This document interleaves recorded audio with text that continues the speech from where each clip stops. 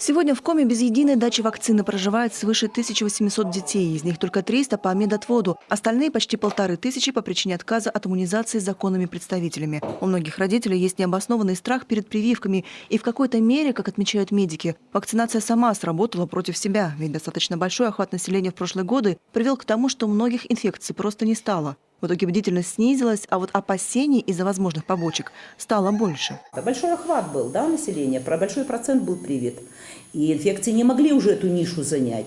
Но инфекции – это такая вещь, что чуть-чуть снижается процент вакцинации, они моментально эту нишу заполняют. И теперь уже у всех на слуху, что в мире, да и в России корь, да, появилось, контагиозное очень заболевание, тяжелое, с тяжелыми последствиями, вплоть до летальных исходов с тяжелыми осложнениями. Сегодня стоит задача не заставить людей делать прививки, а разъяснить, почему так важно получить вакцину. Часто информация в сети интернет неправдива, а технологии в сфере иммунизации давно ушли вперед. Так всем детям республики делают вакцины без консервантов, абсолютно бесплатно. Но у родителей, если они все же не доверяют отечественным разработкам, всегда есть возможность выбрать альтернативные импортные препараты. Сейчас используется это узаконено приказом, опять же, используются многокомпонентные комплексные вакцины, которые, опять же, облегчают ребенка в отношении того, что можно одной инъекцией сразу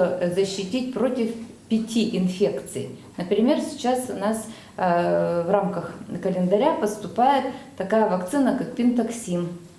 И она, конечно, не для всех, она для определенного контингента в первую очередь, но она есть также в свободной продаже, поэтому родители, если их смущает, что ребенку одномоментно надо сделать 3 прививки, да, то, пожалуйста, этим тоже всегда можно воспользоваться.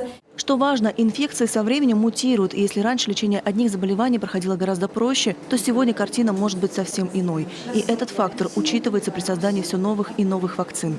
Сегодня не стоит опасаться иммунизации даже часто болеющим детям и аллергикам. Наоборот, в их случае дополнительная защита особо нужна.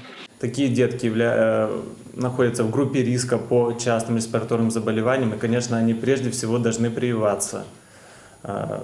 Не меньше количества вакцин, чем и здоровые дети. Особенно это касается дополнительной вакцинации таких детей от гемофильной инфекции, которая часто у детей, которые посещают детские дошкольные учреждения, встречается. Конечно, таких детей мы стараемся дополнительно прививать этой вакциной. Бывают, конечно, и временные противопоказания к вакцинации. Это может быть обострение хронического заболевания, но как только наступает стойкая ремиссия, прививку уже можно и нужно делать. Медики настаивают, ребенок должен быть защищен от инфекции, если есть такая возможность. Тем более, если это прививки, которые входят в национальный календарь. В последнее время в России все чаще говорят о праве выбора законных представителей, но о праве ребенка на получение новейших мер по защите здоровья при этом те же законные представители почему-то забывают. Любовь Лапина, Вячеслав Беспалов, телеканал Юрган.